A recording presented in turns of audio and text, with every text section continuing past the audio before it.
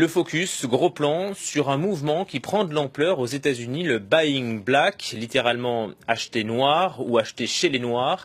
Une réponse aux violences policières dont sont victimes de nombreux Afro-Américains. Depuis le début de l'année, 163 Noirs ont été abattus par les forces de l'ordre aux États-Unis. Alors ce système peut-il s'amplifier, peut-il porter atteinte à l'économie blanche? Il est parti d'Atlanta, la ville de Martin Luther King, où s'est rendu Gallagher Fenwick.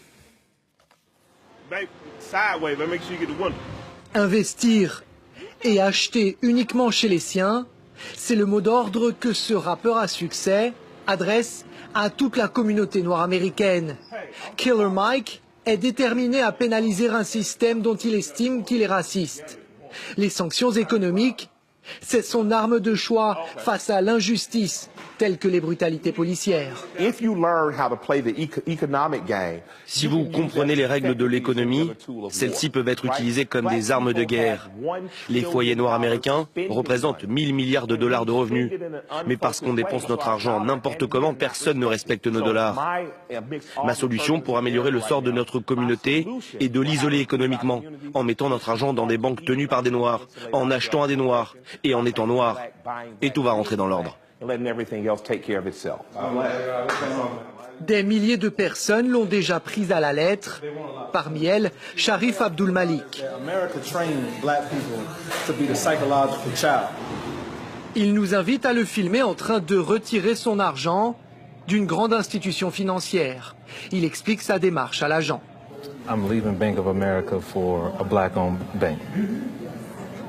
Interdit de filmer ici, notre caméra doit rester discrète. En quelques minutes, il débite la quasi-totalité de ses avoirs, plusieurs dizaines de milliers de dollars, qu'il va ensuite aller déposer dans l'une des banques en ville, qui appartient à et est gérée par des Noirs américains.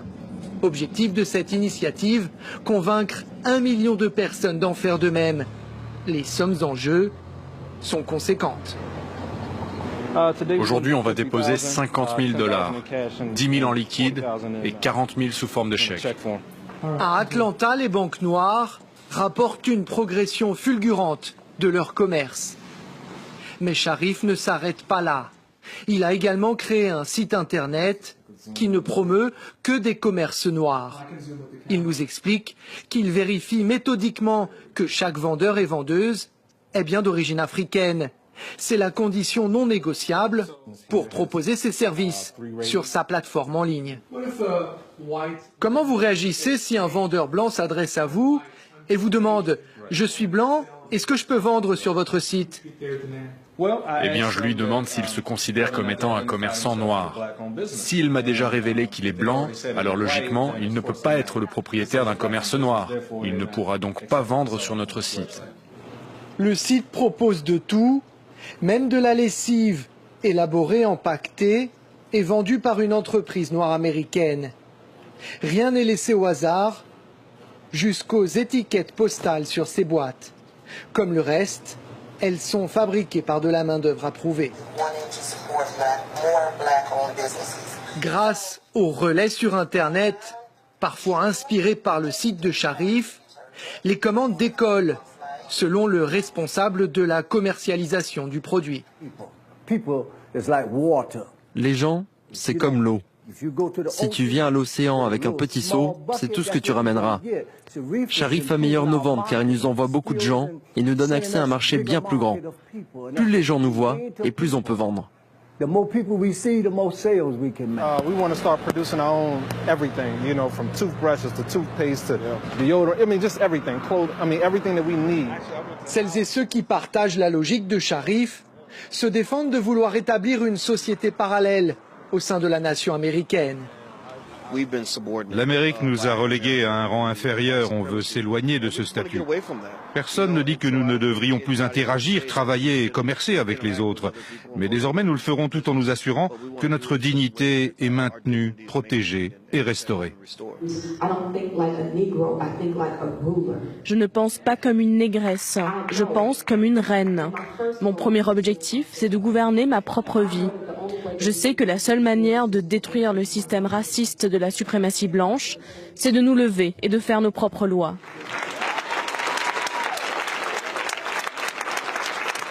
Le mouvement a pris de l'ampleur, mais il fait également face à des défis immenses. Sharif regrette notamment les divisions profondes qui persistent au sein de cette communauté. Il affirme être frustré par le fait que certains des Noirs américains les plus riches se sentent, selon lui, rarement concernés par ce genre d'initiative.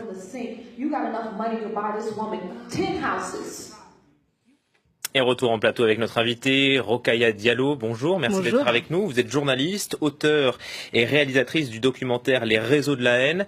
D'abord, quel est votre regard sur ce système de Buying Black ?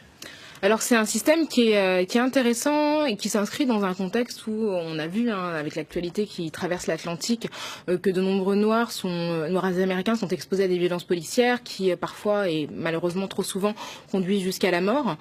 Donc ce système-là vient à la base, je pense, d'une initiative qui consiste quelque part à boycotter un système qui est oppressant pour les Noirs américains. Donc c'est évidemment c'est une société qui est différente de la nôtre, donc c'est pas forcément quelque chose qu'on pourrait directement reproduire en France, mais pour moi c'est une forme de réaction de la part des Afro-Américains qui participent à l'économie américaine, mais finalement en bénéficient très peu puisqu'ils font partie des couches sociales les plus pauvres. Est-ce que c'est pas promouvoir le communautarisme, isoler une partie de la population contre une autre, opposer une partie contre une autre? Le fait est que la population afro-américaine est déjà statistiquement isolée. Elle fait partie, comme je viens de le dire, des populations les plus pauvres. Elle est une population qui alimente largement la population carcérale. Les États-Unis, depuis leur création, historiquement, ont été créés sur le dos des Noirs, avec l'exploitation de leurs forces, sans qu'ils en bénéficient directement. Donc les États-Unis sont véritablement construits sur le dos des minorités, d'abord en éradiquant la minorité native américaine, donc les Amérindiens, puis après en déportant en fait par millions des esclaves venus d'Afrique qui ont travaillé gratuitement, qui ont construit véritablement l'Amérique, sans jamais finalement tirer aucun bénéfice de cet argent qu'ils ont construit. Donc aujourd'hui, il s'agit de dire nous refusons que notre argent continue à alimenter un système qui finalement nous est désavantageux. Et puis la deuxième chose, c'est de dire il faut que les Noirs parviennent aujourd'hui à construire une force économique, parce que pour peser dans le débat politique, on le sait, aux États-Unis, c'est un pays qui est extrêmement capitaliste, il faut avoir un pouvoir d'achat important. Ce n'est pas le cas aujourd'hui ? Le pouvoir d'achat des Noirs est extrêmement réduit par rapport à celui des Blancs. Puis même leur espérance de vie, parfois on peut même la comparer à celle de pays africains qui sont des pays moins, entre guillemets, développés. Donc aujourd'hui, je pense qu'il est important. Ce que dit ce monsieur, en fait, c'est qu'il ne s'agit pas de fonder une société véritablement ségrégée, mais temporairement d'organiser un système qui permette aux Noirs de s'élever au même niveau finalement que leurs concitoyens blancs. Mais quitte à s'opposer aux Blancs ? Je crois pas qu'il y ait une opposition, simplement il s'agit aujourd'hui de dire que temporairement on unit nos forces en fait pour finalement parvenir à avoir un poids réel sur l'économie américaine, et ce poids économique leur permettra aussi d'impulser des politiques quelque part qui vont jouer en leur faveur, parce qu'aujourd'hui ce n'est pas le cas. Et je crois que aux États-Unis, on le sait, sur les campagnes présidentielles par exemple, sans argent il est extrêmement difficile de faire entendre sa voix. Est-ce que Barack Obama, qui a été au pouvoir pendant 8 ans finalement, n'a pas amélioré les conditions de vie des Afro-Américains ?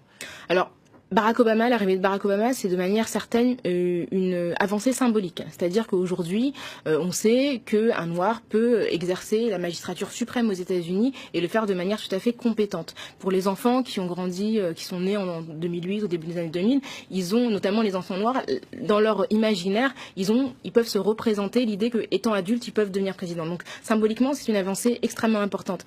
Mais paradoxalement, son arrivée, en fait, à ce niveau-là, a fait peur à beaucoup d'Américains qui étaient racistes, notamment ceux qui imaginaient en fait que le pays était un pays qui devait nécessairement être gouverné par des blancs. Et donc on a une réaction extrêmement négative avec l'augmentation des achats d'armes à feu, l'augmentation des crimes racistes, qui quelque part est une manière de faire payer aux Noirs le fait qu'une famille afro-américaine soit à la Maison Blanche. Donc je crois que l'arrivée d'Obama a été le révélateur de tensions racistes qui n'étaient pas complètement apaisées depuis la ségrégation et l'esclavage. Où ira le vote noir aux États-Unis à la présidentielle ? Vers Hillary Clinton ?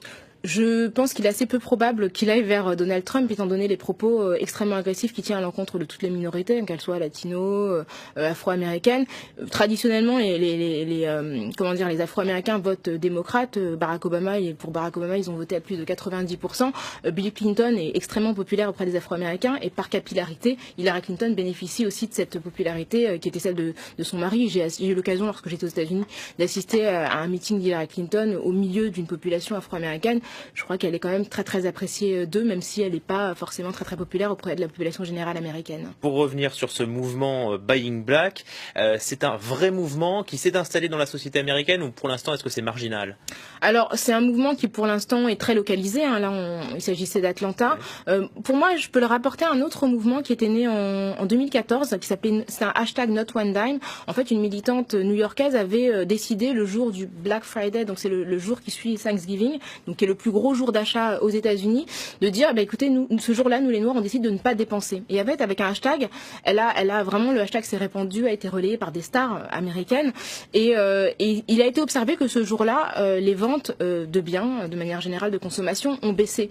Donc c'était vraiment un mouvement de boycott pour dire ce système-là nous opprime. Il s'agissait pas à ce moment-là de dire on va acheter noir, simplement on ne va pas consommer pendant 24 heures. Donc je crois que c'est quelque chose, en tout cas un moyen d'action qui peut peut-être perturber l'économie américaine et les conduire à réfléchir, parce que c'est toujours l'économie qui a fait bouger finalement les droits des Afro-Américains. Et il y a ce genre de mouvement ailleurs, aux États-Unis, en Europe, en France? Aujourd'hui, il n'y a pas ce genre de mouvement. En tout cas, l'idée de se dire qu'il faut acheter auprès des minorités, mais en tout cas, il y a une réflexion qui se mène, notamment avec les organisations qui se disent non mixtes, qui réunissent des gens qui sont non blancs, pour réfléchir ensemble à leurs conditions minoritaires. Mais ce que je tiens à rappeler, c'est que quand même les droits civiques ont avancé dans les années 50, notamment sous l'impulsion de Martin Luther King et Rosa Parks. Ça a commencé par un boycott. Ils ont boycotté une organisation de transport en disant voilà, puisque on est obligé de s'asseoir à l'arrière du bus, on ne consomme pas vos transports. Et c'est plus de 300 jours de boycott qui ont conduit à l'avancée. Donc je crois que l'économie aux États-Unis, ça permet vraiment de faire avancer les droits civiques. Merci beaucoup Rokhaya Diallo d'avoir été notre invitée, journaliste, auteure et réalisatrice donc de ce documentaire Les réseaux de la haine. Merci à vous, bonne journée et retour tout de suite du journal dans 5 minutes, 14h30.